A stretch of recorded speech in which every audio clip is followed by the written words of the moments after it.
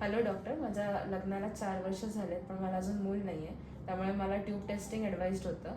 पण मी त्याच्याबद्दल वाचलं की ते खूप पेनफुल असतं. ChatGPTवरती असं आलं की खूप पेनफुल प्रोसिजर आहे आणि मला थोडी भीती होती. तर त्याच्यासाठी आपल्याकडे काही अजून ऑप्शन्स आहेत का? तर आता लग्नाला एवढी वर्ष झाले तर ट्यूब टेस्ट इव्हॅल्युएशन हे बरोबर तुला सजेस्ट केलेलं आहे. तर आपल्याकडे ना ट्यूब टेस्टचे 2 ऑप्शन आहेत. एक आहे HSG आणि दुसरं आहे सलाईन सोनोसाल्पिंगोग्राफी. HSG पेनफुल असतं, पण saline sonography you can try, ते त्याच्यापेक्षा कमी पेनफुल राहील.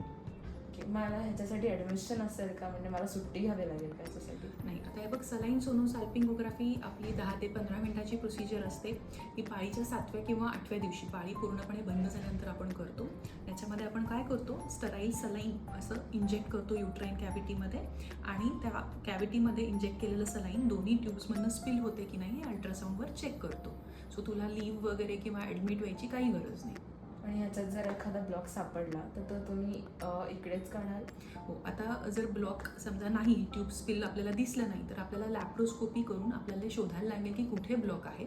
समजा तो ब्लॉक प्रॉक्झिमल असेल तर आपण तो ओपन करू शकतो, पण समजा आपल्याला फंक्शनली ट्यूब्स डॅमेज दिसल्या तर मग आपल्याला IVFचं ऑप्शन आहे.